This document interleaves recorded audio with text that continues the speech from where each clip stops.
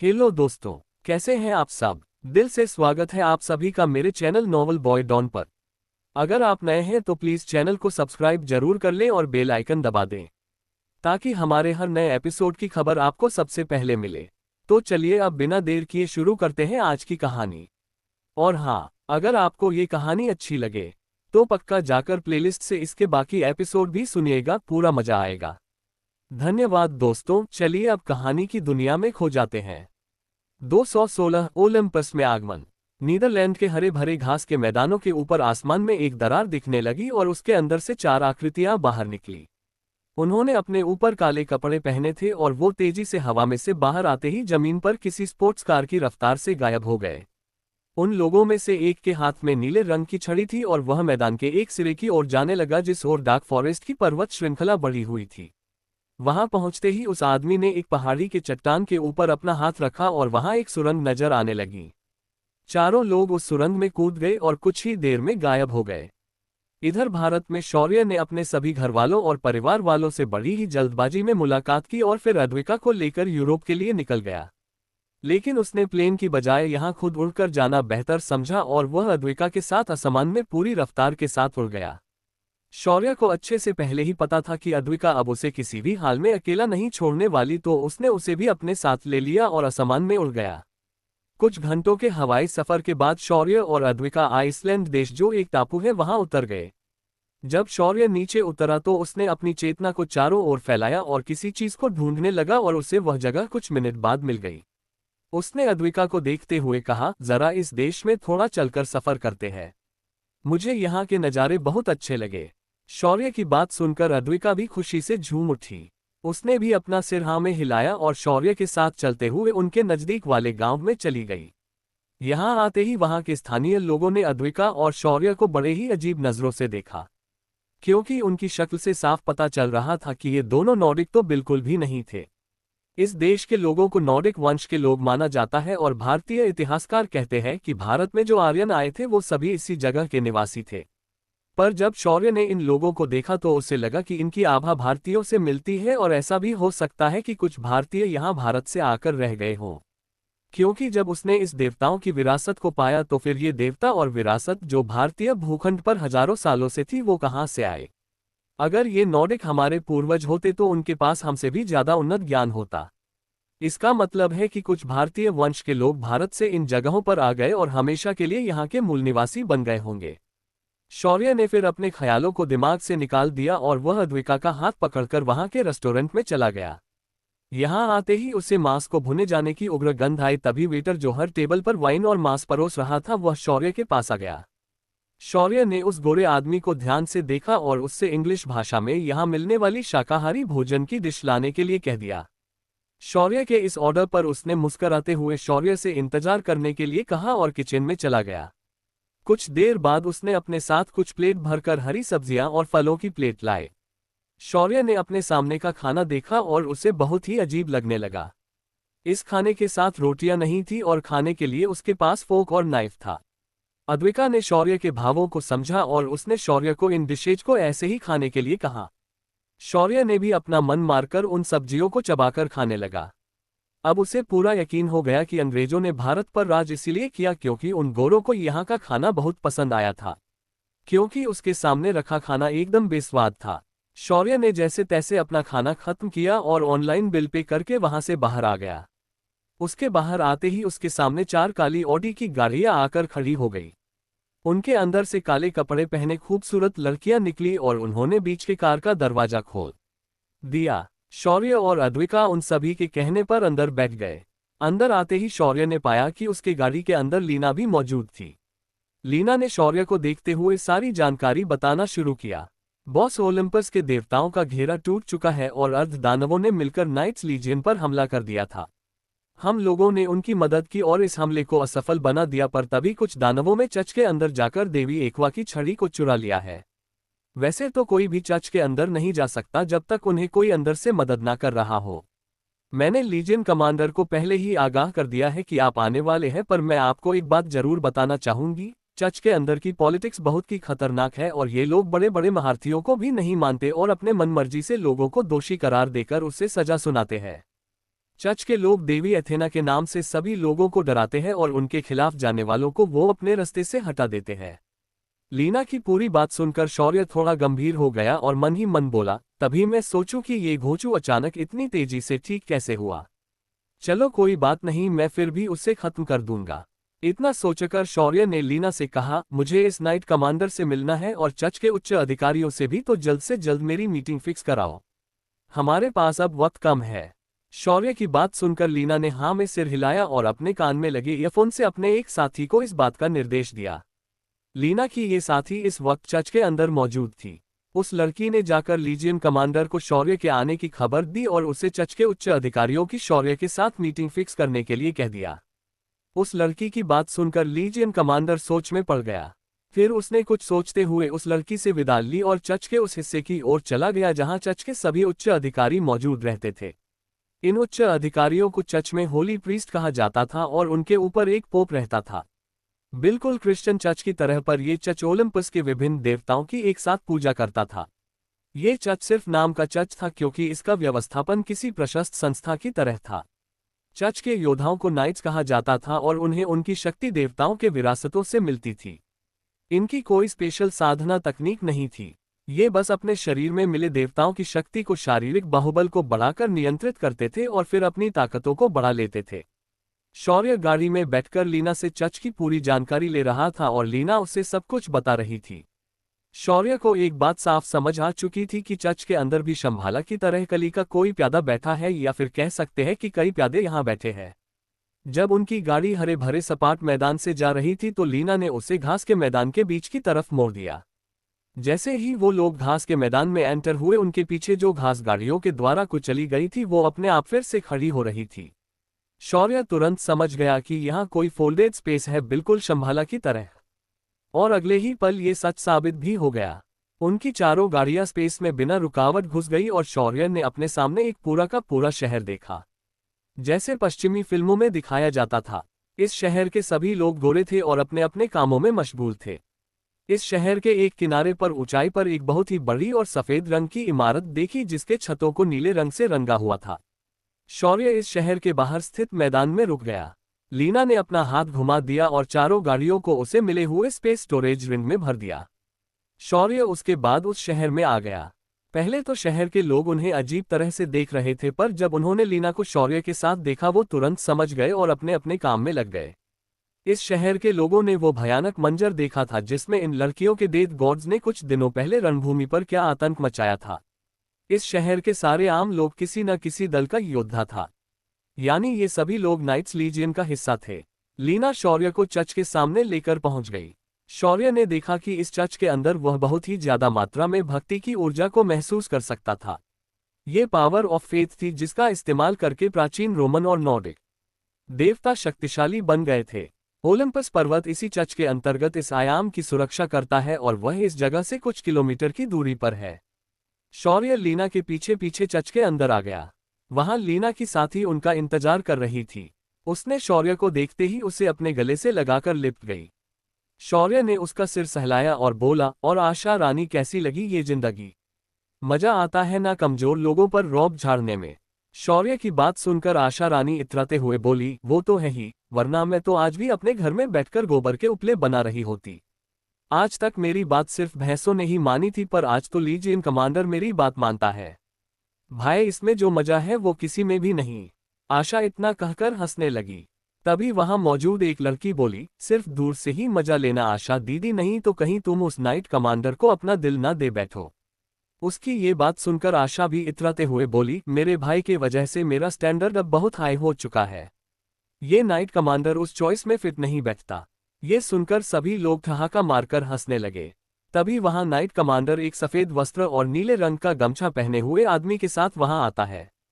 इस आदमी के हाथ में सफेद रंग की माला थी और वह बहुत ही रौबदार लग रहा था।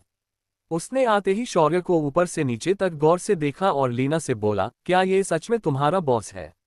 मुझे तो ये सिर्फ एक बच्चा लगता है और इसके साथ मिलने के लिए हमारे चर्च के उच्च अधिकारी फिलहाल खाली नहीं है। हम फिलहाल देवी एक्वा के छड़ी चोर को ढूंढने में व्यस्त है। उसकी ये अकड़ भरी बात सुनकर शौर्य अच्छी तरह समझ चुका था कि ये चर्च के लोग बाकी लोगों को बहुत ही ज्यादा नीचा समझते हैं। शौर्य ने उस आदमी को ध्यान से देखा और फिर उसने मुस्कुराते हुए उससे कहा, अपने चर्च के उच्च अधिकारियों से जाकर कह देना कि आज के बाद वो ये चर्च और उसके पीछे बैठकर जो ये आम लोगों को पागल बना रहे हैं वो ये सब बंद कर दे, क्योंकि आज के बाद ना ये चर्च रहेगा और ना ही इसके उच्च अधिकारी। शौर्य ने अपनी बात खत्म कर दी और वह हवा में उठ गया और ऊपर आसमान की ओर तैरने लगा। उसने अपना हाथ ऊपर उठा लिया और आसमान में बादल जमा हो गए और उनके अंदर से तेज बिजलियों की गड़गड़ाहट सुनाई देने लगी। इन बिजलियों ने तुरंत उस शहर को घेर लिया। तभी एक बिजली आसमान से छुटी और सीधा चर्च के मीनार पर आकर लग गई। चर्च की वह मीनार वही के वही ढह गई और छोटे छोटे टुकड़ों में बिखर गई। शौर्य की ताकत देखकर उस पुजारी को पसीना आने लगा। तभी लीना बोली, कमांडर, मैंने तुम्हें पहले ही कहा था कि मेरे बॉस को घमंडी लोग बिल्कुल पसंद नहीं है। इसी वजह से मैंने अपनी बहन के हाथों मेरे बॉस के आने की खबर पहले ही भेजी थी, पर मुझे यकीन नहीं होता कि तुम एक गाढ़े को उनके सामने लेकर आए हो। लीना की बात सुनकर कमांडर ने सिर झुकाया और बोला, मैं तो होली प्रीस्ट एलेक्स को लेने गया था, पर मुझे रास्ते में ही इन्होंने रोक और ये मेरे साथ यहाँ आ गए। मैं कुछ भी नहीं कर सका। ये सुनकर अद्विका का माथा ठनक गया और उसने उस प्रीस्ट को गले से पकड़ा और उसे हवा में उठा लिया और बोली, अगर अपनी औकात मालूम ना हो तो चट्टान से टकराने नहीं आते, बेवकूफ इंसान। तुझे तेरी मौत यहाँ बुलाकर लेकर आई थी, अब मर। इतना कहते ही अद्विका ने उस प्रीस्ट की गर्दन को तोड़ दिया और उसे दूर फेंक दिया। तभी चर्च के सभी बड़े बड़े अधिकारी दौड़कर बाहर चले आए। उन्होंने जब बाहर आसमान में तैरते हुए शौर्य को देखा, उनकी रह कांप गई। तभी शौर्य की स्पष्ट आवाज उनके कानों में गूंजी, तुम चर्च के लोगों को बहुत ही ज्यादा घमंड आया हुआ है। तुम्हें अच्छे से पता होना चाहिए कि घमंड और अकड़ दोनों भी कली के ही गुण है, और तुम इन्हीं गुणों को अपनाकर आम लोगों को हीन भावना से देख रहे हो। अब इसके बाद मुझे नहीं लगता कि अराजकता की जड़ बन चुका चर्च अब देवताओं की सेवा करने के लायक है, इसीलिए मैं इस चर्च का अंत करने जा रहा हूँ। तभी एक तेज और घबराहट से भरी आवाज सुनाई दी, रुक जाए लॉर्ड, जरा ठहरिए, आपको कोई गलतफहमी हुई है। आप कृपया रुक जाए और हमारी बात कर ध्यान से सुनिए। हम आपको नाराज करने के लिए आपसे माफी मांगते हैं। प्लीज एक बार हमें मौका दीजिए। नीचे बैठे चर्च के उच्चाधिकारियों की ये करुणा भरी पुकार सुनकर शौर्य ने अपना हाथ नीचे किया और बोला, जाओ और अपने पोप को बुलाओ। मुझे अभी के अभी उनसे बात करनी है। शौर्य का आदेश सुनते ही एक होली प्रीस्ट खड़ा हुआ और हाथ जोड़कर बोला, हमारे पोप अब चल फिर नहीं सकते, वो इस वक्त अपने बिस्तर पर लेटे हुए हैं। आप कृपा करके हमारे साथ चले, हम आपको उस तरफ लेकर जाएंगे। ये सुनकर शौर्य का गुस्सा शांत हो गया और वह नीचे आ गया। उसने वहां मौजूद सभी होली प्रीस्ट को देखा और फिर उसकी नज़र एक होली प्रीस्ट के ऊपर अटक गई। शौर्य की नज़रों को खुद पर देखकर उस होली प्रीस्ट की धड़कनें अचानक तेज हो गई और वह हौंफने लगा। उसकी ऐसी हालत देखकर शौर्य के चेहरे पर एक कातिल मुस्कान बिखेर गई। क्या देखा था शौर्य ने उस प्रीस्ट में जो उसे देखकर वह मुस्कुरा रहा था? क्या शौर्य चर्च के लोगों को अच्छा सबक सिखाएगा? क्या शौर्य चर्च के अंदर कोई सुधार कर पाएगा? क्या पोप के बीमारी के पीछे किसी का हाथ है? 217 पोप का इलाज और घर के भेदी। शौर्य इस वक्त ओलंपस के चर्च के अंदर खड़ा था। उसने लगभग आज गुस्से में इस चर्च को ही अस्तित्व से मिटा दिया होता, पर वहां के बाकी प्रीस्ट की विनती की वजह से वह थोड़ा शांत हो गया। उसने फिर पोप से मिलने के बारे में सोचा और वह पोप से मिलने चर्च के अंदर जाने लगा। तभी उसकी नज़र एक प्रीस्ट पर पड़ी जिसके शरीर पर काली आभा के निशान थे। ये निशान साफ दर्शा रहे थे कि ये पिछले कुछ दिनों में दानवों के साथ संपर्क में आया था। शौर्य की नज़रें उसी प्रीस्ट के ऊपर अटक गई थी, पर उसने उसे थोड़ा घूरकर देख और फिर आगे बढ़ गया। कुछ देर में वह चर्च के अंदर पोप के कमरे में जा पहुंचा। इस चर्च के पोप के पास कुछ विशेष ताकतें थीं जिनकी मदद से वह किसी भी बीमारी को ठीक करने की ताकत रखता था। चर्च का सारा मुख्य कार्यकारी काम भी पोप द्वारा ही देखा जाता था। पोप के ऊपर होता था सेंट, जो कि एक ऐसा पोप होता था जिसने बहुत सारा पुण्य कमाया है। अभी के पोप के बीमार होने के बाद चर्च के सेंट ने उसका काम संभाल था। शौर्य इस वक्त बीमार पोप और वर्तमान सेंट के सामने खड़ा था। शौर्य ने दोनों को ध्यान से देखा, फिर वह बीमार पोप के पास गया और उसके हाथ पर अपनी उंगलियां रखकर उसकी नाड़ी को जांचने लगा। कुछ ही देर में शौर्य का चेहरा सीरियस हो गया और वह सेंट को देखते हुए बोला, ऐसा लग रहा कि इन्हें जहर दे दिया गया है। ये जहर शरीर के अंदर तुरंत नहीं देखा जा सकता, पर जैसे जैसे इस जहर का असर बढ़ेगा वैसे वैसे वो आदमी अपनी मौत की ओर धीरे धीरे चलता जाएगा। शौर्य की बात सुनकर सभी लोग शौर्य को हैरानी से देखने लगे। उनके चेहरे का भाव देखकर शौर्य बोला, अरे आप लोग मुझे ऐसा क्यों घूर रहे हो? मैंने सही कहा है कि इनके शरीर में जहर है। इस खास जहर की वजह से इसे कोई सामान्य वैद्य पकड़ ही नहीं सकता। शौर्य की बातें सुनकर सभी लोग अपने शौक से बाहर आए। तभी शौर्य के कानों पर एक कर्कश आवाज पड़ी, ऐसे आड़े टेढ़े दावे करके तुम हमें गुमराह कर रहे हो। ऐसा कैसे उन्हें कोई जहर दे सकता है? उनके खाने को हम सब कई बार जांचते हैं। ये सुनकर शौर्य पीछे मुड़ा तो उसने एक गोरी लड़की देखी जो भूरे बाल और नीली आंख की वजह से बहुत ही ज्यादा आकर्षक लग रही थी। शौर्य ने उसे एक बार देखा और अपनी नजरें दूसरी ओर करते हुए कहा, अगर ऐसा हुआ होगा तो उन्हें जहर चेक करने वाले ने ही दिया हो तो। शौर्य की बातें सुनकर उस लड़की की आंखें फैल गई, क्योंकि अब उसकी नजर वहां खड़े बाकी होली प्रीस्ट पर गई। सभी लोग सहम के पीछे हटने लगे। उनमें से हर कोई जानता था कि अगर शक की सुई उन पर आए तो बिना गुनाह के भी उन्हें अंदर डाल दिया जाएगा और फिर आगे जो होगा वो उससे बच नहीं सकेंगे। शौर्य की नजर अचानक उसी होली प्रीस्ट पर रुक गई जिसके शरीर से कली आभा निकल रही थी। शौर्य धीरे धीरे चलते हुए उसके पास गया और बोला, क्या तुम भी इन्हें खाना देने जाते हो?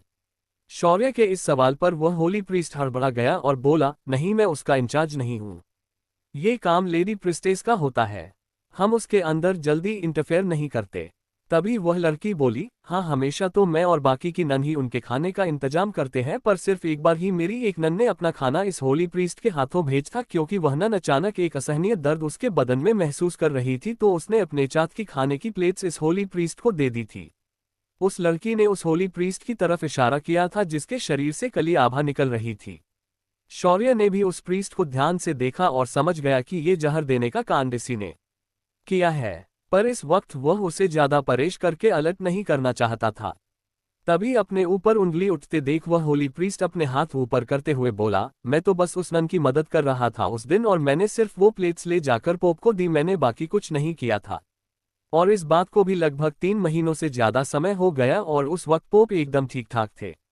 उसकी एक्सप्लेनेशन सुनकर शौर्य ने सिर हिलाया और पोप के पास गया और उसके शरीर से जहर को बाहर निकालने के लिए उसके शरीर के अंदर आध्यात्मिक ऊर्जा को बाहर से प्रवाहित कर दिया और अपनी ऊर्जा को नियंत्रित करके शौर्य ने उसके शरीर के अंदर के जहर को एकत्रित किया और उसे पोप के मुंह से बाहर धक्का दे दिया।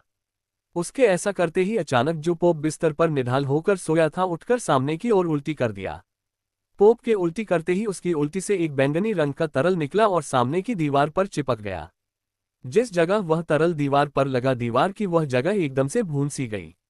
शौर्य ने उसके बाद एक गोली निकली और पोप के मुंह में डाल दी। कुछ ही देर बाद पोप पहले की तरह नॉर्मल हो गया।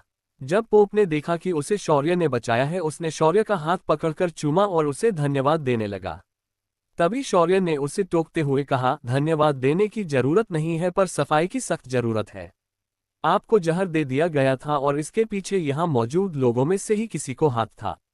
ऊपर से कल जो चोरी की घटना हुई उसमें भी किसी ने उन अर्धदानवों को अंदर लाया था और उन्हें उसके बाद वह छड़ी निकाल कर दे दी है।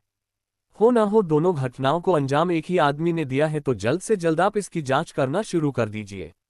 शौर्य उन लोगों को सीधा आदेश दे रहा था। यहाँ कोई भी शौर्य की बात को ना मानने के बारे में सोच भी नहीं सकता था। शौर्य ने उसके बाद उस काली आभा वाले प्रीस्ट को देखा और बोला, वैसे आपका नाम क्या है? आप ही एक ऐसे व्यक्ति हो जो उस दिन खाना लेकर गए थे। बाकी दिन तो हमेशा की तरह नन ही लेकर जाती थी। उस प्रीस्ट ने अपनी एक गहरी सांस खींची और फिर बोला, मेरा नाम वाल्टर है और मैं ये बता दूं कि मेरा इसके साथ कोई संबंध नहीं है। वाल्टर की बात सुनकर शौर्य के चेहरे पर मुस्कान आई और फिर वह बोला, ओह, तो आपका नाम वाल्टर है। आपसे मिलकर खुशी हुई और हाँ, आप इस मामले से जुड़े हैं या नहीं ये तो वक्त ही बताएगा। फिलहाल मैं आपको जाने दे रहा हूं पर मैं जल्द ही आपको वापस बुलाऊंगा तो हो सके तो बाहर न जाए। शौर्य ने ये कहा और मुड़कर उस कमरे से बाहर चला गया। शौर्य के जाते ही पोप ने सभी होली प्रीस्ट को आदेश देकर इस मामले की अंदर से जांच करने के लिए कह दिया। इस वक्त मौजूद सभी होली प्रीस्ट पोप के खेमे के लोग थे, सिर्फ वाल्टर को छोड़कर। शौर्य जब बाहर आया तो अद्विका ने उसे कोहनी मारते हुए कहा, वाह पतिदेव, अंदर तो बड़े डिटेक्टिव बन रहे थे। तुम्हें तो पुलिस में होना चाहिए था, आर्मी का चक्कर यूं ही चला लिया। शौर्य ने इतराते हुए कहा, मैं सिर्फ आर्मी वाला नहीं, रॉ का एक एजेंट भी हूं और ये तो विराज का आशीर्वाद है जो इन्वेस्टिगेशन करने का तरीका थोड़ा बहुत मुझे भी पता है। ऐसे ही हंसी मजाक करते हुए शौर्य और अद्विका वहां से बाहर आ गए। पीछे खड़े होली प्रीस्ट ये देखकर हैरान थे। वो मन ही मन सोच रहे थे कि क्या ये वही लड़का है जो कुछ देर पहले अपनी ताकत से पूरे चर्च को तबाह करने की बात कर रहा था। शौर्य ने वाल्टर पर काफी नजदीक से नजर रखी थी। तभी उसके रास्ते में कुछ और होली प्रीस्ट बाहर से चर्च के अंदर आते हुए दिखाई दिए। उनके कपड़े थोड़े अलग थे। उनके कंधे पर ओढ़ा हुआ गमछा इस बात का सबूत था। कुछ के गले में काले रंग की पट्टी थी तो कुछ के गले में लाल रंग की पट्टी थी। इन्हें देखकर साफ पता चल रहा था कि ये होली प्रीस्ट ही थे, मगर ये किसी और खेमे से ताल्लुक रखते थे। जब इन प्रीस्ट की नज़र शौर्य और अद्विका पर पड़ी, जो आम कपड़ों में चर्च के मेन हॉल में घूम रहे थे, तो काली पट्टी ओढ़ा हुआ आदमी उन्हें रोकते हुए बोला, वहीं रुक जाओ। तुम्हें पता नहीं कि चर्च के अंदर आम लोगों का प्रार्थना के दिन के अलावा मना है? तुमने आज अंदर आने की गुस्ताखी की है और इसी बात पर हम तुम्हें चर्च के कानून के हिसाब से सजा सुनाएंगे। गार्ड्स, इन्हें तुरंत अरेस्ट करो और काल कोठारी में डाल दो। उस प्रीस्ट के इतना कहते ही उसके पीछे खड़े गार्ड्स ने अपनी तलवारें निकाली और शौर्य पर तान दी। शौर्य को भी ये बात काफी अजीब लगी। कुछ ही देर पहले ही तो शौर्य को खुद होली प्रीस्ट ने अंदर बुलाया था, मगर अब एक और अंधा यहां आकर उसे अंदर आने के लिए उसे सजा देने की बात कर रहा था। शौर्य ने अपना माथा पीटा और फिर हाथ ऊपर करके उसकी तरफ आने वाले लोगों को रोकते हुए उनसे बोला, रुकिए, लगता है आपको कोई गलतफहमी हुई है। असल में मुझे आपके ही चर्च के होली प्रीस्ट ने अंदर आने की इजाजत दी थी। कहीं यहाँ अपनी मर्जी से नहीं आया हूँ। इसके लिए आप अंदर मौजूद होली प्रीस्ट से पूछ सकते हैं। ये सुनकर एक लाल पट्टी ओढ़ा प्रीस्ट आगे आते हुए बोला, अब वो सारी बातें कैद खाने में करना। गार्ड्स, इन दोनों को उठाकर यहाँ से दूर ले जाओ। ये सुनकर अब शौर्य की माथे की नसें उभर आई। शौर्य ने मन ही मन सोचा, साला इसका प्रॉब्लम क्या है जो एक सीधी बात समझकर शांति से बात क्यों नहीं समझ रहा। तभी शौर्य को एक और प्रीस्ट की आवाज कान पर पड़ी, इस चर्च की गरिमा को बनाए रखने के लिए हम तुम्हारी गुस्ताखी के लिए 100 कोड़ों की मार और उसके बाद तुम्हारे दोनों पैरों को कटना पड़ेगा। उस आदमी की आवाज सुनकर तो अब शौर्य को लगने लगा कि ये लोग मरने के लिए कितने बेताब हैं। शौर्य ने उन सभी को देखा और थोड़े गर्म लहजे में बोला, लगता है तुम लोगों ने ये सुना नहीं कि मैंने अभी अभी क्या कहा था।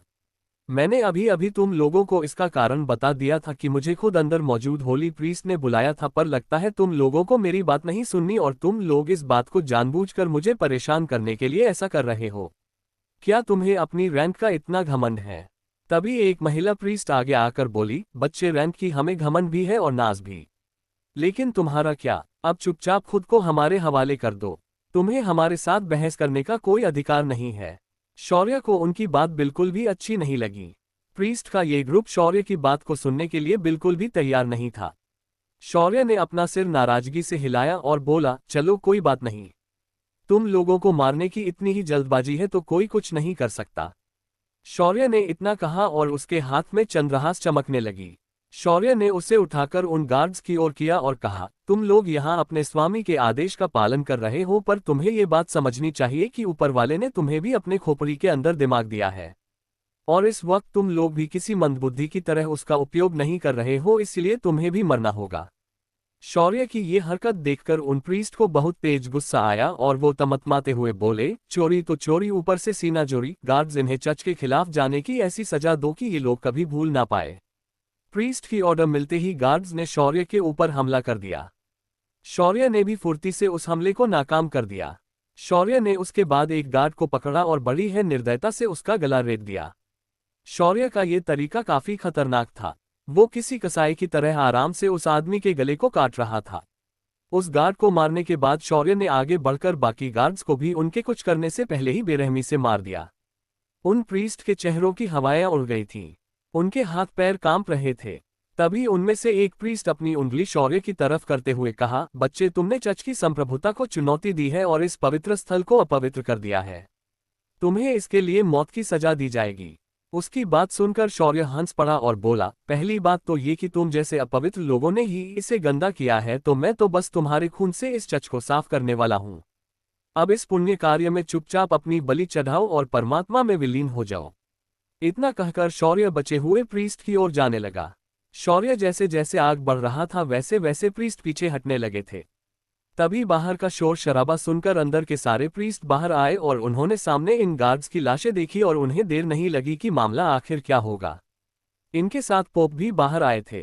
पोप ने हाथ जोड़कर विनती करते हुए कहा, मेरे लॉर्ड, दया दिखाए। इनकी बदतमीजी के लिए मैं आपसे माफी मांगता हूँ। ये लोग अनजान थे। शौर्य ने पोप को देखा और कहा, तुम्हें पता होना चाहिए कि तुम और तुम्हारे ये होली प्रीस्ट यहाँ सिर्फ एक नौकर हो और तुम्हें उससे ज्यादा कोई अधिकार नहीं है, पर लगता है तुम्हारे प्रीस्ट का ये ग्रुप ये बात भूल गया है और अपनी अधिकारों का गलत उपयोग करके आम लोगों को परेशान करने लगा है। इनके जैसी गंदगी को यहाँ रहने का कोई अधिकार नहीं है।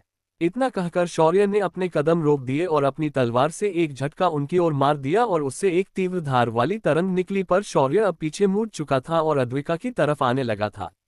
उसके पीछे तभी कुछ चीरने की आवाजें हुई और सभी मौजूद प्रीस्ट का ग्रुप दो टुकड़ों में बीच से कट गया। उनकी दर्दनाक चीखें हर तरफ फैल गई। इधर शौर्य को इससे कोई फर्क नहीं पड़ा। उसने तो सिर्फ कुछ बेवकूफों को इस दुनिया से मुक्ति दे दी थी। उनके हिसाब से ये घमंड और गुरूर ही कली को इन लोगों के दिमाग पर राज करने की अनुमति देता है। शौर्य ने ऐसे लोगों के एक ग्रुप को ही खत्म कर दिया था। इधर वाल्टर ने चुपचाप इसे देख और मन ही मन बोला, मुझे जल्द से जल्द इसके आने की खबर को मालिक को बतानी होगी, वरना एक दिन ये उन तक पहुंच जाएगा। क्या वाल्टर समय पर कली को आगाह कर पाएगा? शौर्य ने वाल्टर को क्यों जीवित रखा है? क्या होगी शौर्य की अगली चाल? 218 रस्सी जली पर अकड़ नहीं गई। शौर्य और अद्विका इस वक्त चर्च के लिए किसी मुसीबत से कम नहीं थे। पोप ने अपने होली प्रीस्ट के 2 ग्रुप गंवा दिए थे। अब और लोगों की मौत वो नहीं देखना चाहते थे, इसीलिए उन्होंने तुरंत चर्च में एक नया नियम पारित किया, चाहे कुछ भी हो जाए कोई भी शौर्य और उसकी पत्नी को रोकेगा नहीं और ना ही उनका कोई अपमान करेगा। इधर शौर्य और अद्विका चर्च द्वारा दिए गए एक घर में रुके थे। ये घर बेहद आलीशान और महलनुमा था। इसके अंदर आते ही शौर्य के सामने कई सारी मेज एक लाइन में खड़ी होकर झुककर उसे प्रणाम करती है। शौर्य थोड़ा अचंभे में अद्विका और उसकी लड़कियों को देखने लगता है। तभी लीना कहती है, भाई आप क्यों इतना परेशान हो रहे हो? ये लोग तो आपकी सेवा के लिए यहाँ आए हैं। आपको कोई भी काम हो तो आप इन्हें बताकर इनसे अपना काम करवा सकते हैं। शौर्य ने लीना की बात सुनी तो उसने अपना सिर हाँ में हिलाया और अपने कमरे की ओर चला गया। उसके अपने कमरे में जाते ही मेज में से 2 लड़कियों की आंखें चमक गई। शौर्य और अद्विका इस वक्त एक ही कमरे में रुके हुए थे। अंदर आते ही अद्विका ने बेड पर खुद को पसार दिया और बोली, ये चच कम और चिड़ियाघर ज्यादा लग रहा है। यहाँ एक से बढ़कर एक गधों को भर्ती किया गया है। इनमें से किसी को भी देखकर ऐसा नहीं लगता कि ये लोग उनकी देवता के लिए भक्ति के आधार पर चुने गए हो। मुझे तो ऐसा लगता है कि ये लोग यहाँ पैसे देकर इन पोस्ट पर आए हुए हैं। शौर्य ने भी उसकी बात में हामी भरते हुए कहा, तुमने एकदम सही कहा। मुझे भी उन सभी के बर्ताव से ऐसा ही लगा। उनके अंदर कोई कंपेशन और सहानुभूति नजर नहीं आ रही थी। उनके अंदर सिर्फ था तो घमंड और अकड़। वो खुद को यहाँ के राजा समझते हैं। उसके बाद दोनों के बीच ऐसी ही कुछ बातें हुई और वो दोनों बाद में सो गए। मध्यरात्रि के आसपास 2 काले साए उनके घर के अंदर घूमते हुए शौर्य और अद्विका के कमरे की ओर बढ़ गए। उन्होंने धीरे से बाहर से ही शौर्य के रूम का दरवाजा खोल दिया और अंदर आ गए। उन सायों ने देखा कि शौर्य और अद्विका बेड पर आराम से सोए हुए हैं। ये देखकर उन सायों ने एक दूसरे को देखा, फिर हाँ में सिर हिलाकर अपने कमर में लगे खंजर निकालकर हाथ में ले लिए। वो दोनों काले साए धीरे धीरे शौर्य के बेड की ओर बढ़ रहे थे। उन दोनों सायों को भी बेहद डर लगने लगा था। उनका पूरा शरीर पसीने से भीग रहा था, पर उन्होंने बेड के पास जाकर अपनी खंजर के ऊपर पकड़ और भी मजबूत की और एक साथ दोनों कूदकर शौर्य और अद्विका के ऊपर चढ़ गए। उन्होंने जल्दबाजी में हाथ का खंजर लिया और तेजी से शौर्य और अद्विका के शरीर में घुसा दिया। उनके ऐसा करते ही तेज धातु के टकराने की आवाज हुई और उनके हाथ के खंजर टूटकर टुकड़ों में बिखर गए। तभी उस शांत कमरे की शांति को भंग करते हुए उन्हें एक डरावनी आवाज सुनाई दी। क्या कातिल बनोगे रे तुम? अब मुझे बताओ कि किस खुशी में तुमने ऐसा किया यार। इस आवाज में डरावनापन तो था ही साथ लापरवाही भी थी। उन दोनों सायों ने फिर नीचे झुककर देखा और पाया कि 2 नींद भरी आंखें उन्हें घूर रही थी। उन दोनों सायों का गला सूख गया था और वो तेजी से वहां से भागने के लिए निकल पड़ी, पर उसका कोई फायदा नहीं हुआ। उन दोनों के पैर किसी चीज ने जकड़ लिए थे। धीरे धीरे उनके नीचे से एक लंबे खुले बालों का साया उभर आया। उसका ये रूप बहुत डरावना और खौफनाक था। वो दोनों से इसे देखकर इतना डर गए कि वो दोनों चीख पड़े। उनकी आवाज बहुत तेज थी, जिस वजह से शौर्य की नींद खुल गई। शौर्य ने आलस भरी आवाज में कहा, क्या बीवी इतनी आवाज क्यों करने दे रही हो? बाकी लोग जाग जाएंगे। अब इन्हें गायब कर दो। शौर्य की ऐसी बात सुनकर अब वो दोनों साए रोने बिलखने लगे। ये दोनों कोई और नहीं, वही 2 मैड्स थी जो उनके घर में काम करने आई थी। तभी अद्विका ने उन्हें देखकर पूछा, अगर तुम दोनों मुझे सच सच बताओगी कि इसके पीछे किसका हाथ है तो मैं तुम दोनों को बिना दर्द की मौत दूंगी। अद्विका की बात पूरी सुने बिना ही एक लड़की बोल पड़ी, मैडम हमें आपको मारने के लिए सेंट्रल फ्रंट के होली प्रीस्ट ने भेजा था। उन्हें लगा कि अपने उन 2 होली प्रीस्ट के ग्रुप को मारकर बहुत गलत किया है और ऊपर से तुम लोगों पोप को अपनी बात मनवाने के लिए गलत चालों का इस्तेमाल किया है, तो उन्होंने आप लोगों को मारने के लिए हमें यहाँ भेजा है।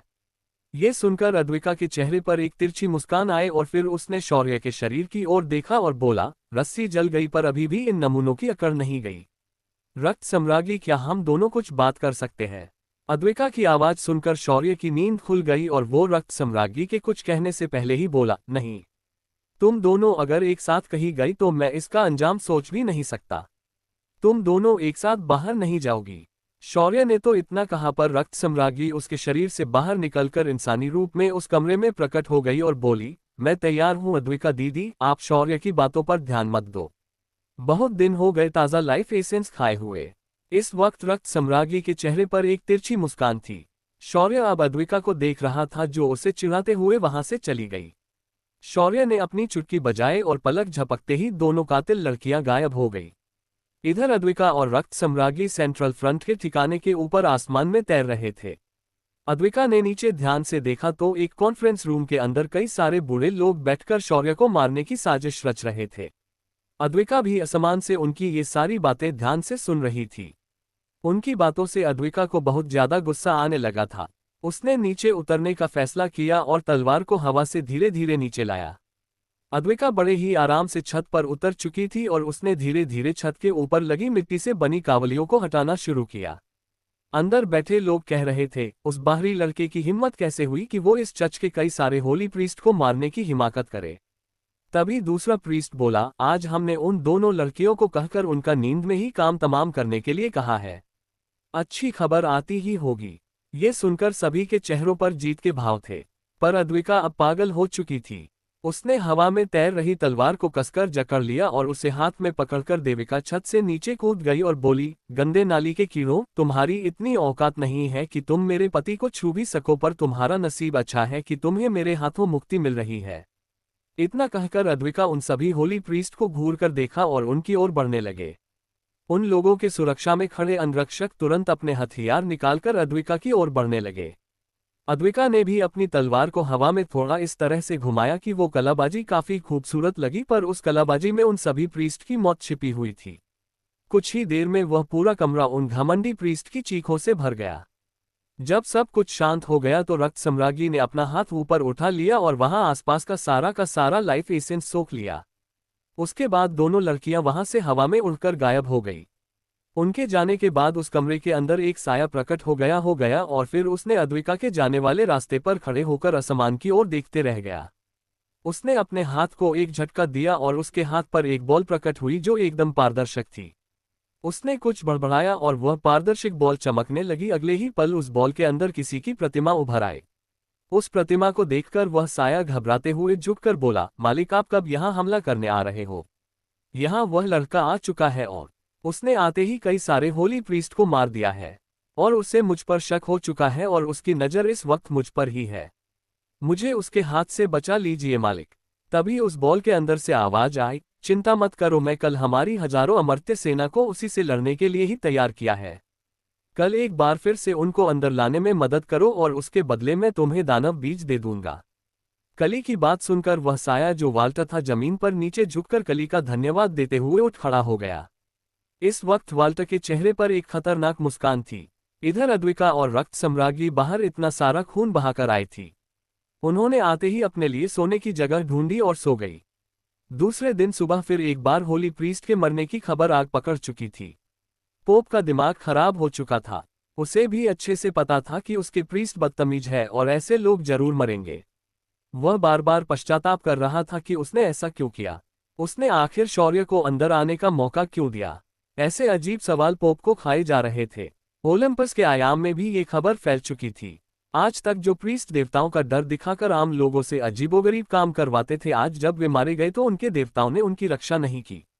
चर्च के अंदर भी अब आए हुए नए मेहमान के लिए दहशत फैल चुकी थी। हर कोई शौर्य से खौफ खाया हुआ था। उन्हें आज तक लगता था कि होली प्रीस्ट अमर होते हैं और उन्हें मारना संभव नहीं है, पर ऐसा बिल्कुल भी नहीं था। वो लोग आज बेमौत मारे जा रहे थे। उड़ते उड़ते ये खबर इस आयाम के शासक के पास भी पहुंच चुकी थी। इस आयाम का राजपाट रॉयल फैमिली संभालती थी और ये रॉयल फैमिली चर्च के अधीन रहकर ही काम कर सकती थी। जनकल्याणकारी काम भी होता तो भी इस रॉयल फैमिली को इनहोली प्रीस्ट या पोप के आदेशानुसार ही काम करना पड़ता था। ये बिल्कुल मध्ययुगीन यूरोप की तरह था। लेकिन एक बात इस चर्च में बहुत खास थी और वो था यहाँ के चर्च के नियम। इस चर्च के नियम किसी किताब के आधार पर नहीं थे। इस चर्च के नियम समय समय पर होली प्रीस्ट और पोप ने बनाए थे और ये नियम लिखित नियम नहीं थे, यानी इन नियमों में समयानुसार इनके अर्थ में बदलाव हो चुका था। ऐसी अजीब नियम व्यवस्था की वजह से ही अब चर्च इन नियमों को अपने अनुसार अर्थ लगाकर लोगों पर अन्याय करने लगे थे। शौर्य ने आकर उनकी इसी व्यवस्था में सेंध लगा दी थी। दूसरे दिन की सुबह शौर्य के लिए भी खास थी। जब शौर्य ने सुबह का नाश्ता खत्म किया और बाहर आया तो उसे सुबह सुबह कुछ अजीब दिखने वाले लोगों का दर्शन हुआ। इन लोगों के कान काफी नुकीले थे और उन सभी की ऊंचाई लंबी चौड़ी थी। ऊपर से ये सभी लोग बेहद खूबसूरत दिखते थे। ऐसी जनजाति को सामने देखकर शौर्य भी चौंक गया। तभी चर्च की तरफ से उनके साथ आया हुआ होली प्रीस्ट एलेक्स ए जाकर शौर्य से बोला, महोदय ये एल्फ किंगडम की तरफ से आए हैं। इनकी रानी आपसे खास मिलना चाहती है। एलेक्स की बात सुनकर शौर्य और अद्विका ने उन लोगों को बड़े ध्यान से देखा। फिर शौर्य ने अपने मन में ही कहा, तो आज तक जिनके बारे में मैं कहानियों में पढ़ता था वो सब कुछ सच है। ये एल्फ सच में होते हैं। इसका मतलब बाकी के भी जीव इस आयाम में मौजूद है। शौर्य ने फिर एक नज़र सामने खड़े एल्फ जाति के लोगों पर डाली और फिर अद्विका का हाथ पकड़ते हुए शौर्य बोला, ये तो हमारा सौभाग्य होगा कि हम एल्फ की रानी से मिल पाएंगे। चलिए हम आपके साथ उनसे मिलने जरूर आएंगे। शौर्य और अद्विका एल्फ की रानी जो इस वक्त चर्च में आई हुई थी उससे मिलने के लिए निकल गए। इधर उसी समय आयाम में आने वाले स्पेस फोल्ड के बाहर हजारों की संख्या में अर्धदानव प्रजाति के लोग खड़े हुए थे। इस वक्त वो सभी दानवों के आयाम के अंदर थे। उनके सिर के ऊपर आसमान में कई सारे ड्रैगन और खूंखार जीव आसमान में उड़ रहे थे। इन सभी जीवों के ऊपर बैठे अर्धदानव एक खूंखार आभा उत्सर्जित कर रहे थे। ये सभी अर्धदानव नॉर्मल नहीं लग रहे थे। इन्हें देखकर कोई भी साफ बता सकता था कि ये सभी के सभी कुछ खास दिख रहे हैं। ये सारे अर्धदानव अमर्त्य दानव बन चुके थे, यानी जो लगभग अमर बन गए थे। इन जीवों के साथ कली का एक बंदा भी आया हुआ था जो एक पूर्ण विकसित दानव था। ये सारे जीव इस वक्त फोल्डेड स्पेस के खुलने का इंतजार कर रहे थे। जैसे ही ये खुल जाता है उनके लिए ओलंपस में आने का मार्ग खुला हो जाएगा और मचेगी तबाही। उसी वक्त वाल्टर भी सभी से छुपते छुपाते हुए ओलंपस नाइट्स के बेस कैंप की ओर जा रहा था, जहां से इस आयाम में प्रवेश करने का मार्ग बना हुआ था। इसी जगह से दानव अंदर आते थे। वाल्टर जब निकला था तभी शौर्य के चेहरे पर एक शातिर मुस्कान आए और उसने अपने हाथ से एक बॉक्स निकाला और उसे वाल्टर के पीछे भेज दिया। ओलंपस पर्वत के पास पहुंचकर वाल्टर बिना किसी के नजर में आए सीधा आयामी दरार की ओर चला गया। उसने वहां जाकर दरार पर लगी सील को हटाना शुरू कर दिया। देखते ही देखते उसने आधी सील हटा दी थी और छोटे छोटे अर्धदानव अंदर आने लगे थे। पर तभी वाल्टर को महसूस हुआ कि उसके सामने की दुनिया गोल गोल घूम रही है। उसे ये पता ही नहीं चला कि कब अचानक उसका सिर धड़ से अलग हो चुका था। आखिर में जब उसका सिर जमीन पर गिर गया उसे एक भयानक आकृति दिखाई दी। ये डेथ गॉड था जिसे शौर्य ने उसके पीछे भेजा था। सील आदि खुल चुकी थी जिस वजह से इस वक्त सिर्फ इंसान के आकार के जीव ही दूसरी तरफ से अंदर आ सकते थे। बड़े जीव अंदर नहीं आ सकते थे। इस वजह से दुर्गोय जैसे विशालकाय जीव बाहर ही रुक गए। अंदर आए हुए अर्धदानवों ने तुरंत बाहर के लोगों को अंदर की परिस्थिति बता दी। इस वजह से बाकी के ताकतवर दानव भी तुरंत ड्रैगन की पीठ से उतरकर ओलंपस के अंदर आ गए। उनके अंदर आते ही सभी नाइट्स को उनका आभास हुआ और सभी लोग सतर्क हो गए थे। नाइट्स ने तेजी से हलचल करके युद्ध का बिगुल बजा दिया था। इधर शौर्य और अद्विका एल्फ की रानी क्लियो के सामने पहुंच गए थे। जब शौर्य ने उस रानी को देखा तो वो देखता ही रह गया। ऐसा क्या देखा था शौर्य ने? क्या दानवों के इस हमले को नाइट्स संभाल पाएंगे? क्या कली को खुद इस युद्ध में उतरना पड़ेगा? क्यों एल्फ की रानी शौर्य से मिलना चाहती है? 219 प्राणी क्लियो की विनती। ओलंपस डायमेंशन के अंदर शौर्य और अद्विका पहुंच चुके थे और आते ही उनका पंगा चच के होली प्रीस्ट से हो गया। चच के इन नमूनों को बिल्कुल भी अंदाजा नहीं था कि शौर्य कितना सनकी है और वो उसे अपमानित करते हैं, जिस वजह से शौर्य गुस्से में आकर उनके गुट को ही खत्म कर देता है। दूसरी तरफ होली प्रीस्ट इस घटना ने सबक लेने की बजाय शौर्य को मारने की साजिश करते हैं, जिसके चलते रक्त सम्राज्ञी और अद्विका उनके खेमे को भी खत्म कर देते हैं। इसी वजह से अब पूरे ओलंपस आयाम में शौर्य की दहशत फैल जाती है। यहाँ तक कि राजपरिवार और बाकी जनजातीय क्षेत्रों तक भी ये बात पहुँच जाती है। इन्हीं जनजाति में से एक थे एल्फ जनजाति के लोग जिनके कान नुकीले थे और उन्हें जंगलों में रहना अच्छा लगता है।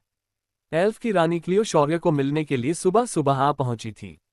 उसी वक्त ओलंपस डायमेंशन में अर्धमर्त्य दानवों ने प्रवेश कर लिया था। शौर्य इस वक्त एल्फ की रानी क्लियो के सामने खड़ा था। उसके सामने एक बेहद खूबसूरत औरत एक सिंहासन जैसे दिखने वाली कुर्सी पर बैठी थी। इस औरत ने सर पर पत्तियों से बना हुआ मुकुट पहना था। उसके सुनहरे लंबे बाल उसकी पूरी पीठ को ढक रहे थे। उसका चेहरा अंडे के आकार का दिख रहा था और उसका दूधिया रंग हरी आभा से चमक रहा था। उसकी आंखों की पुतलियां हरे रंग की थी। उसके लाल ओंठ और एकदम सीधी नाक उसकी खूबसूरती में चार चांद लगा रहे थे। वहीं जब शौर्य की नज़र उसके कपड़ों पर पड़ी तो उसने तुरंत अपनी आंखें बंद कर ली और अपना चेहरा अद्विका की ओर कर दिया। इधर अद्विका ने भी शौर्य की इस बेचैनी को तुरंत भांप लिया और उसने मन ही मन कहा, हाय, मेरा पति कितना मासूम और ईमानदार है। शौर्य का ऐसा करने का कारण क्लियो ने पहने हुए कपड़े थे। एल्फ रानी ने अपने बदन पर ट्रांसपेरेंट कपड़े पहने हुए थे। उसके शरीर का हर हिस्सा स्पष्ट रूप से दिखाई दे रहा था। अगर शौर्य चाहता तो उसे निहारते रहता, पर अद्विका के बगल में होते हुए वह ऐसा नहीं कर सकता, या फिर कह सकते हैं कि वो ऐसा करने की सोच भी नहीं सकता। अद्विका ने आगे बढ़कर क्लियो को देखा और कहा, रानी क्लियो, क्या आप अपने कपड़ों को ठीक कर सकती है, क्योंकि मेरे पति को किसी को ऐसे कपड़ों में देखने की आदत नहीं है। अद्विका के बात सुनकर रानी भी थोड़ी चौंक गई। फिर उसकी नज़र अद्विका के भारतीय साड़ी पर पड़ी और वह समझ गई। क्लियो ने तुरंत पास ही रखी शॉल उठाए और अपने ऊपर ओढ़ की। इस वजह से उसका शरीर अच्छे से ढक गया था। ये देखकर अद्विका ने शौर्य को हनी मारी। शौर्य ने फिर वापन नजरें धीरे धीरे रानी की तरफ घुमाई। एल्फ रानी शौर्य को मुस्कुराते हुए देख रही थी। शौर्य ने रानी को ध्यान से देखा, फिर वहीं पास रखे सोफे पर जाकर बैठ गया। अद्विका भी उसके बगल में आकर बैठ गई। लीना, जो इस वक्त उनके साथ आई थी, वह शौर्य के पीछे जाकर काफी हो गई। रानी क्लियो के साथ आए उसके अंगरक्षकों को शौर्य का ये बर्ताव अच्छा नहीं लगा और वह बोल पड़ा, महोदय शौर्य, ये क्या तरीका है हमारे रानी के सामने पेश होने का? तुम्हें इनसे रिस्पेक्ट के साथ झुककर बात करनी चाहिए और जब तक वह आपको अनुमति ना दे तब तक आपको खड़े ही रहना चाहिए। उस अंगरक्षक की बात सुनकर शौर्य ने एक बार उस बॉडीगार्ड को देखा, फिर उसे नजरअंदाज करते हुए रानी से बोला, तो एल्फ किंगडम की रानी मुझ जैसे बाहरी व्यक्ति से भला क्यों मिलना चाहती है? क्या कोई ऐसी बात है जिसके लिए आप मेरी कोई सहायता चाहती है? शौर्य को इस तरह मुद्दे की बात करते हुए देखकर रानी और उसके बॉडीगार्ड को अच्छा नहीं लगा, पर उन्होंने फिर भी इस बात का नजरअंदाज किया। रानी ने एक हल्की हंसी हंसने के बाद कहा, मैंने कई लोगों से सुना है कि बाहर की दुनिया विज्ञान के मामले में बहुत आगे बढ़ चुकी है। इसी वजह से मैं बाहर के किसी ताकतवर इंसान से मिलना चाहती थी। उसकी बात सुनकर शौर्य का चेहरा उतर गया, पर उसने अपने भावों को चेहरे पर आने नहीं दिया और अदब के साथ बोला, ओह, तो ऐसी बात है। वैसे तो इंसान में विजयन की वजह से कोई ज्यादा बदलाव नहीं आए है। बस अब हम हर चीज को विज्ञान की नजरिए से देखते हैं और उनके होने न होने पर सवाल पूछकर उसकी कारण मीमांसा करते हैं। रानी क्लियो को शौर्य का ये जवाब काफी डिप्लोमेटिक लगा। उसने फिर अपने चेहरे पर गंभीर भाव लेते हुए कहा, वैसे आपके आगमन के बारे में हमारे किंगडम के एक किताब में लिखा था। उस किताब के अनुसार जब अर्धदानव अपनी सेना के साथ ओलंपस पर हमला करेंगे तो बाहरी दुनिया से एक योद्धा आएगा और वह इस आयाम को बचाएगा। साथ ही ये योद्धा हम एल्फ जाति का उद्धार भी करेगा। रानी की बात सुनकर शौर्य हंसते हुए बोला, लगता है आपको कोई गलत फहमी हुई है। मैं यहाँ सिर्फ एक ही काम से आया हूँ और वो है कली को खत्म करना। मुझे बाकी जातियों का उद्धार करने का कोई शौक नहीं है। शौर्य ने रानी की भविष्यवाणी की बात को सरासर खारिज कर दिया और किसी भी जाति का उद्धार करने से मना कर दिया। रानी को भी शौर्य की बात अच्छी नहीं लगी और वह सख्ती से बोली, महोदय शौर्य, आपको नहीं लगता कि आप खुद को कुछ ज्यादा ही कम आंक रहे हैं? आपको एक बात बता दूं, हम एल्फ जाति के लोग मदर नेचर से जुड़े हुए लोग हैं और हमारी मदर नेचर हमें कभी गलत नहीं बताती। ऊपर से इस संपूर्ण दुनिया को अगर बचाना है तो आपको हम एल्फ को मदद करनी ही पड़ेगी, वरना इस दुनिया को तबाह होने से कोई नहीं रोक सकता।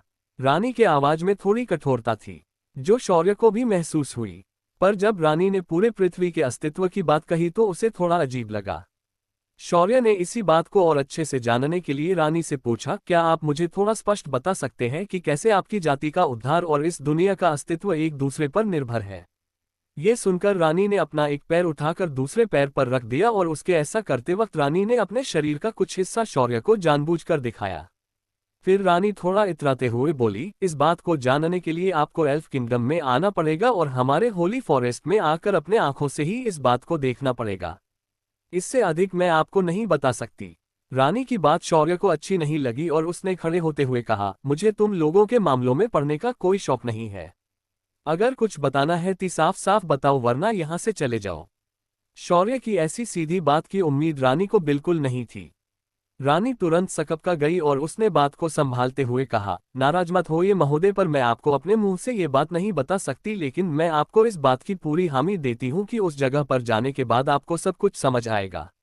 मैं बस चाहती हूँ कि आप एक बार हमारे होली फॉरेस्ट में आए और किसी की जान बचाए।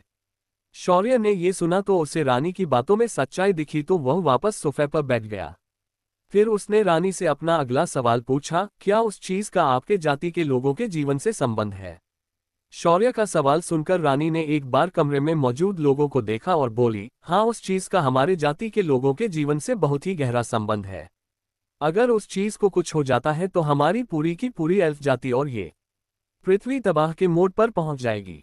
रानी क्लियो के बातों ने शौर्य के अंदर की एक्साइटमेंट को और भी बढ़ा दिया। फिर उसने उस रानी से उनके साथ आने के लिए हाँ कह दिया। तभी उस कमरे में शौर्य की एक साथी दौड़ते हुए आ जाती है। शौर्य उसे सवालिया नजरों देखता है तो वह तुरंत सिर झुकाकर कहती है, भाई, पिछली बार की तरह इस बार भी ओलंपस पर हमला हुआ है और इस बार हमें सील तोड़ने वाले का भी पता चल चुका है। सील को तोड़ने वाला कोई और नहीं वाल्टर ही था और उसके आधी सील को तोड़ते ही उसका सिर किसी ने काट दिया है। हमें वह उस जगह पर मृत अवस्था में पड़ा हुआ मिला, लेकिन हम उसके पास नहीं जा सकते थे क्योंकि उस सील के आसपास का एरिया इस वक्त सभी अर्धदानवों ने घेर लिया है। ये सुनकर शौर्य हंसते हुए बोला, तो क्या हुआ, वो सारे अर्धदानव इतने कमजोर हैं कि तुम लोग उन्हें आसानी से हरा सकते हो? शौर्य की बात सुनकर वह लड़की सिर झुकाते हुए बोली, हम उन्हें मार तो पा रहे हैं बॉस, पर क्या है ना कि इन सभी दानवों की बनावट आम दानवों से एकदम अलग है। इनके ऊपर हमारे किसी भी हमले का असर नहीं हो रहा है। हमला होते ही उन्हें घाव तो होते हैं पर वो तुरंत ठीक हो जाते हैं और दुगनी ताकत से हमला कर देते हैं।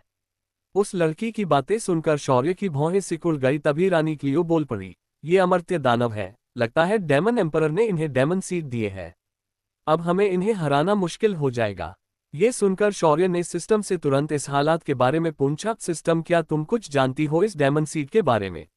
ये सुनकर सिस्टम बोली, मुझे लगा तुम इसके बारे में भी अपने आसपास के लोगों को ही पूछोगे।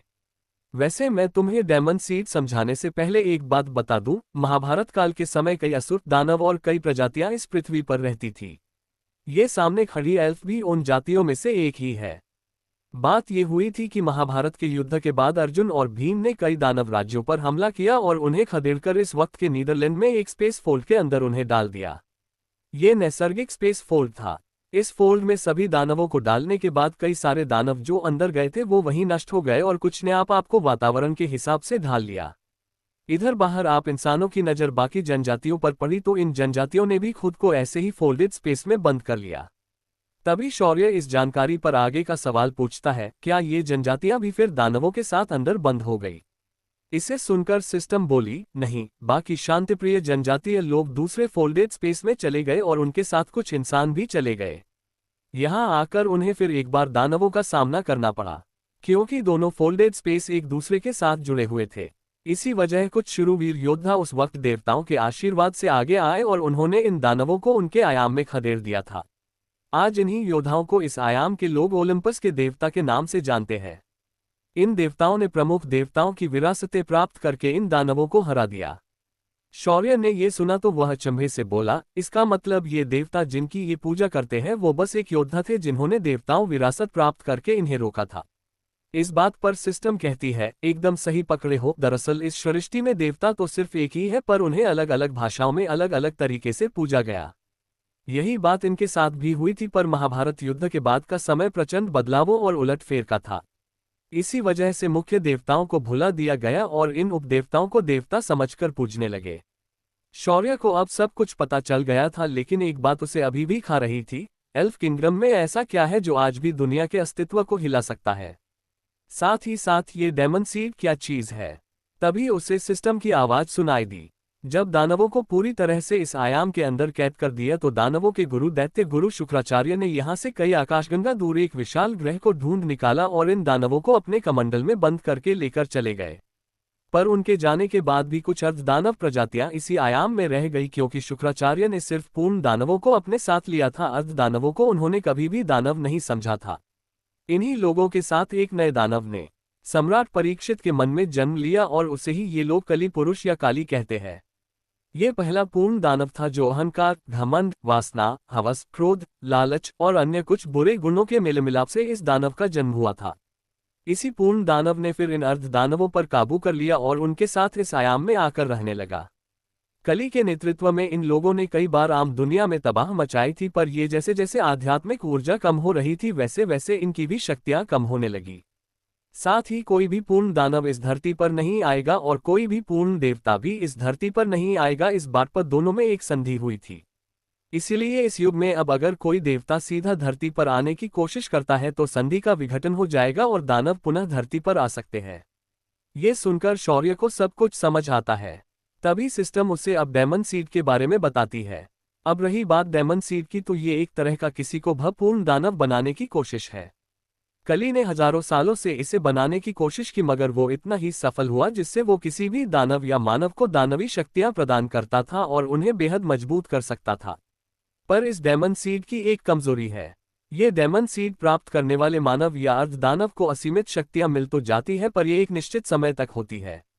ये शक्तियां सिर्फ 2 घंटों तक उनके अंदर रह सकती है, पर उसके बाद ये सारे दानव नष्ट हो जाएंगे।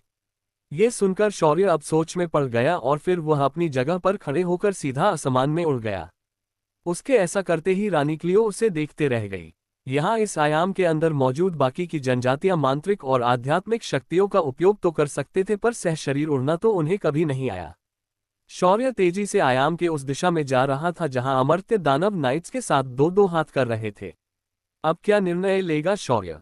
कौन सी चीज है एल्फ किंगडम के पास जिसे बचाने के लिए शौर्य को उनके यहाँ जाना है? क्या शौर्य काली के खिलाफ ये युद्ध जीत पाएगा? 220 रणभूमि में शौर्य।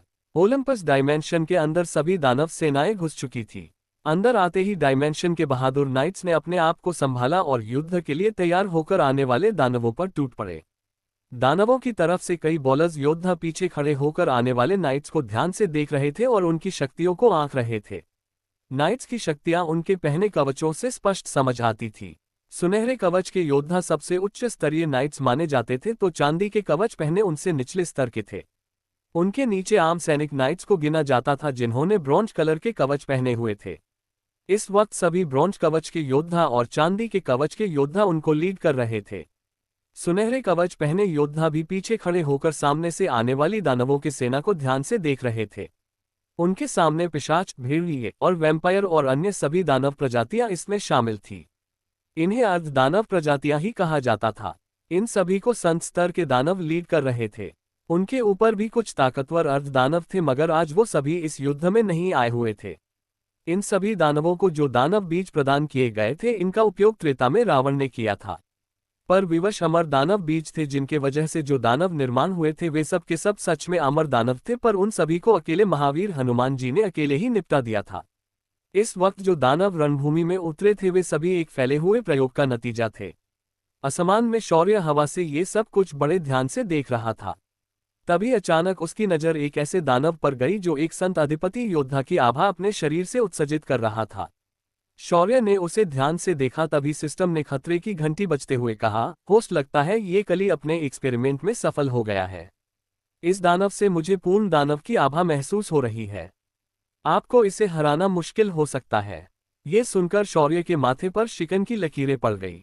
फिर शौर्य ने एक बार सामने से आ रहे दानव सेना को ध्यान से देखा और फिर उसने अपनी अंतर्ध्वनि का प्रयोग करके नाइट्स ग्रुप को आदेश दिया, सभी नाइट्स रणभूमि छोड़कर पीछे हट जाए। मुझे अगर कोई रणभूमि में दिखा तो मैं उसे खुद अपने हाथों से खत्म कर दूंगा। इतना कहकर शौर्य आसमान से रणभूमि की तरफ बढ़ने लगा। शौर्य ने अपनी साधना को पूरी तरह खुलकर मुक्त कर दिया था।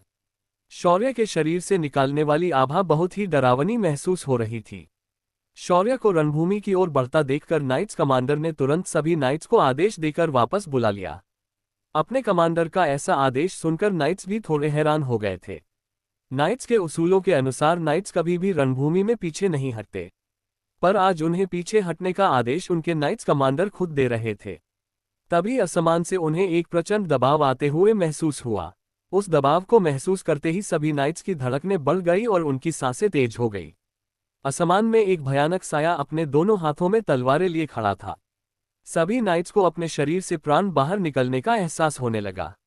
उन्होंने अपनी पूरी ताकत लगाकर पीछे हटना ही सही समझा। इधर अर्धदानवों की भी हालत कुछ खास अच्छी नहीं थी, पर उन्हें पीछे हटने का आदेश मिला नहीं था। शौर्य आसमान से धीरे धीरे नीचे उतर गया। उसके उतरने तक सभी नाइट्स रणभूमि छोड़कर चले गए थे।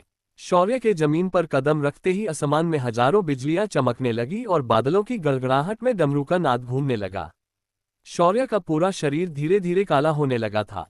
उसके शरीर की आभा धीरे धीरे अधिक शक्तिशाली महसूस हो रही थी। शौर्य की आंखें लाल हो गई थी और उसके माथे पर त्रिपुंड उभरने लगा था। शौर्य अब बिल्कुल भगवान भैरव की तरह दिख रहा था। शौर्य के शरीर पर अब कर्ण के कवच और कुंडल उभर आए थे। शौर्य के शरीर पर स्थित कवच सूर्य की ऊष्मा से सुनहरे रंग से चमक रहा, पर शौर्य की शक्तियों से वह काला होने लगा। शौर्य कान के कुंडल भी उसकी शक्तियां की वजह से प्रभावित हो गए। कुंडलों से निकलने वाली हरी रोशनी अब लाल रंग से चमकने लगी थी। अगले ही पल शौर्य ने अपनी तलवारें आसमान की ओर की और उसने अपनी युद्ध गर्जना कर दी।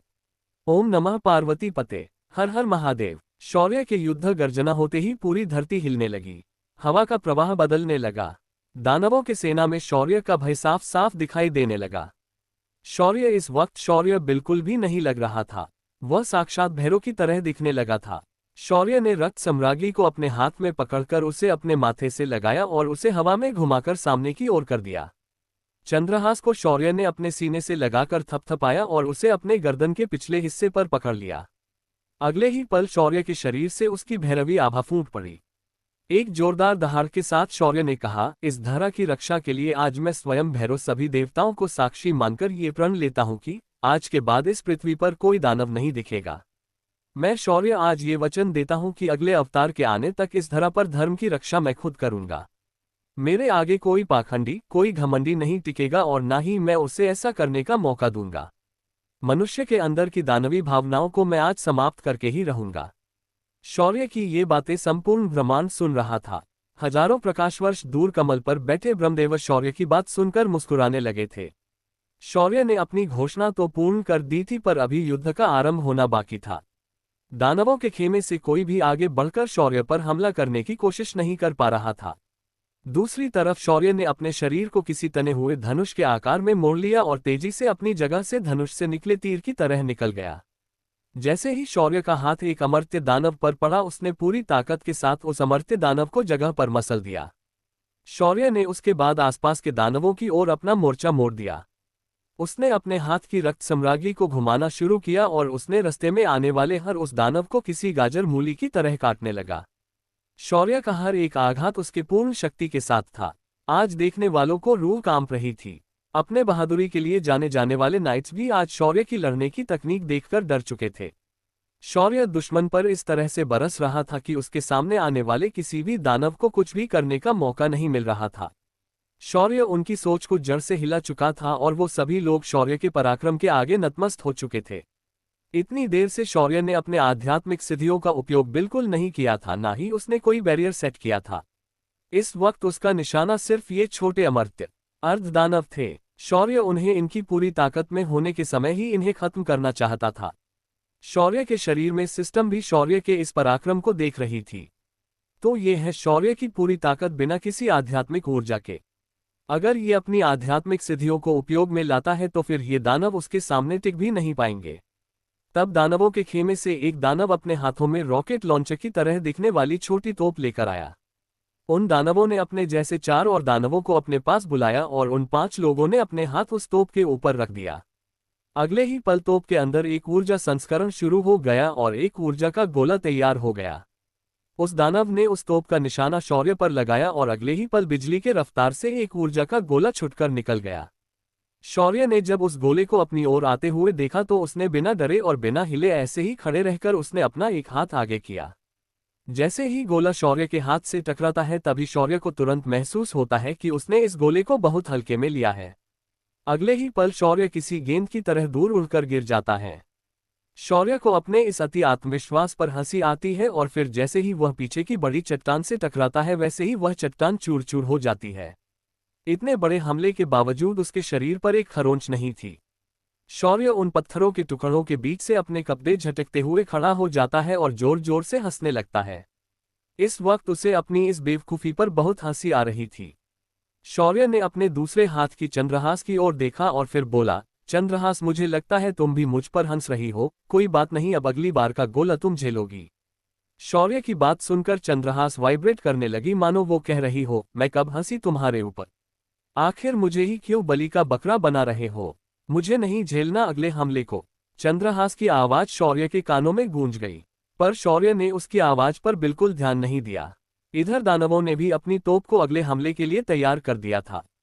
दानवों के तोप का गोला शौर्य की ओर फिर एक बार बढ़ चला था। तभी शौर्य ने रक्त सम्राज्ञी को अपने दूसरे हाथ से नीचे जमीन पर गाड़ दिया और चंद्रहास को किसी बेसबॉल बैट की तरह पकड़ा और चंद्रहास की गुस्से से भरी चीखों के बीच शौर्य ने आते हुए गोले को एक जोरदार शॉट लगा दिया और वह गोला वापस उड़कर दानवों के खेमे में जाकर गिर गया और अगले ही पल उस जगह पर जोरदार धमाका हो गया। दानवों के टूट हुए अंग हर तरफ फैल गए। शौर्य इस नज़ारे को देखकर बहुत खुश हुआ और उसने हाथ उठाकर उन दानवों को अगला गोला मारने के लिए कहा। शौर्य का ऐसा अंदाज नाइट्स और दानव दोनों को ही हैरान करने वाला था। सबसे अधिक तो दानव हैरान थे, क्योंकि इस तोप के गोले से वो लोग एक उच्च स्तरीय वैम्पायर सम्राट को भी ठोक सकते थे, पर यहाँ ये लड़का इसके साथ क्रिकेट खेल रहा था। शौर्य के उकसावे के चलते कई सारे दानव अपनी अपनी तोप पकड़कर आगे आ गए। दानवों का कमांडर शांति केवसेथ अपने साथियों से बोला, डरने की कोई बात नहीं है। हम सभी अभी भी आधे से ज्यादा संख्या में हैं, तो फिर ये अकेला हमारा क्या बिगाड़ पाएगा। सभी लोग अपनी तोप को लोड कर लो और एक साथ उस पर हमला कर दो। कमांडर के आदेश पर सभी तोप चालकों ने तोपों के मुंह शौर्य की तरफ मोड़ दिए। उसके बाद वातावरण की सारी मुक्त ऊर्जा इन तोपों के अंदर समाने लगी। शौर्य उन तोपों को चार्ज होते हुए देख रहा था। इस वक्त उसके चेहरे पर एक शैतानी मुस्कान आ गई और फिर उसने एक छलांग लगाई और जमीन में धंसी हुई रक्त सम्राज्ञी के पास पहुंच गया। शौर्य ने दोनों तलवारों को अपने दोनों हाथों में पकड़ लिया और सामने से आते हुए कई सारे ऊर्जा के गोलों को देखने लगा। शौर्य ने अपने दोनों हाथों की तलवारों को अपने अगल बगल घुमाना शुरू किया। कुछ ही देर में उसके शरीर को टकराने वाले गोले उन तलवारों द्वारा रोके गए और वह गोले जिस दिशा से आ रहे थे उसी दिशा में वापस भेज दिए गए। तभी शौर्य ने देखा कि जहां जहां वह गोले वापस जाकर लग रहे थे उस जगह पर गहरे घाव बन रहे थे। शौर्य ने इन अमर्त्य दानवों को नर्क का रास्ता खोलकर जाने के लिए खुला छोड़ दिया। तभी उन दानवों ने देखा कि वो जिस जगह पर आए हैं वो लोग अब पूरी तरह तहस-नहस हो चुकी थी। अब शौर्य के लिए दानवों के मन में डर था, वो अब उफान मारकर बाहर आ गया। कई दानव अब इधर उधर भागने लगे, पर अब बहुत देर हो चुकी थी। वो सभी लोग अब बस एक ही उम्मीद कर रहे थे कि कहीं शौर्य उनके पीछे ना आ जाए। अगले ही पल कई सारे हमले हुए और दानव कई टुकड़ों में बंट गए। दानवों का कमांडर भी अब सदमे में आ चुका था। शौर्य ने अपनी तलवारें अब वापस अपने शरीर में भेज दी और बड़े ही आराम से वह उस ओर मुड़ा जहां दानवों का कमांडर और उसके बाकी के साथी मौजूद थे। इस वक्त वह कमांडर भी यही सोच रहा था कि अब शौर्य के ऊपर हमला करके वह उसे किस तरह मारेगा, पर तभी कमांडर के दिमाग में एक तेज दर्द उठा। जब उसने नीचे सिर करके देखा तो उसकी आंखें और भी ज्यादा हैरानी से फैल गई थी। दो तलवारें उसके अपने शरीर से आर पार हो चुकी थी। दानवों के कमांडर का बेजान शरीर अब जमीन की ओर गिर गया। अब जब सब कुछ खत्म हो गया तो शौर्य ने अपने आसपास देखा और खुद ही पर मुस्कुराने लगा। तभी उसे दूर से आसमान से एक काला साया नीचे उतरता हुआ देखा। क्या बात है, तुम तो वन मैन आर्मी की तरह लड़ रहे थे। तुमने अकेले ही मेरे सारे अर्धदानव सैनिक को मार दिया है और इस बात की सजा अब तुम्हें मिलकर रहेगी। इतना कहकर वह काला साया शौर्य के सामने उतर गया। उसने उतरते ही अपने सिर पर पहना हुआ काले रंग का चोगा उतारकर फेंक दिया। इस वक्त उस साये का पूरा शरीर साफ दिखाई दे रहा था। इस दानव का रंग गाढ़े नीले रंग का था। उसके दो नुकीले दांत साफ साफ चमक रहे थे। उसके लंबे और काले खुले बाल उसके चेहरे पर आ गए थे। उसकी मुट्ठियां कसी हुई थी और अब वह अपनी आग उगलते आंखों से शौर्य को देख रहा था। ये साया किसी और का नहीं, उसी पूर्ण दानव का था जिसका निर्माण कली ने डेमनसीड द्वारा किया था। शौर्य ने अपनी तलवारों को दोनों कंधों पर पकड़ लिया और हंसते हुए बोला, तू क्या सजा देगा? तू सिर्फ उस कली के डेमनसीड के प्रयोग का तू एक सिर्फ मोहरा था, और तू मुझे सजा देने की बात कर रहा है। लगता है अभी तक तू ये नहीं समझा कि मैंने किसी भी अन्य ऊर्जा का उपयोग बिना किए ही तेरी लंका लग दी है। तो इतना याद रख कि अगर मैंने अपनी अन्य शक्तियों और सिद्धियों का प्रयोग किया तो तू कहीं का नहीं रह जाएगा। शौर्य की ये अकड़ भरी बात सुनकर उस दानव को भी गुस्सा आ गया। अगले ही पल उस दानव ने अपने कमर पर टंगी चमचमाती खंडा तलवार को बाहर निकाला और दूसरी की ओर बढ़ने लगा। अब क्या मोड़ लेगा ये शौर्य और इस दानव के बीच का युद्ध? क्या इस दानव को हराने में कामयाब होगा शौर्य? क्या इस दानव के पास की शक्तियां शिव पर भरी पड़ेगी? क्या होने वाला है कली से सीधा सामना? इन सभी सवालों के जवाब जानने के लिए बने रहिए मेरे साथ। तारांकन तारांकन। तो दोस्तों, ये थी हमारी आज की कहानी। उम्मीद है आपको सुनकर मजा आया होगा दिल। अगर कहानी अच्छी लगी हो तो एक प्यारा सा लाइक जरूर ठोक दीजिए, थम्स अप का चिन्ह, और कमेंट में बताएं कि आपको सबसे ज्यादा पसंद क्या आया। अगर आप ऐसे ही और धमाकेदार एपिसोड सुनना चाहते हैं तो चैनल नॉवल बॉय डॉन को सब्सक्राइब करना मत भूलिए और बेल आइकन भी दबा देना बेल, ताकि अगली कहानी सीधे आपके पास पहुंचे बिना किसी देरी के। मिलते हैं अगले एपिसोड में। तब तक के लिए ख्याल रखिए और कहानी सुनते रहिए। हेडफोन। जय हिंद। धन्यवाद। Folded hands.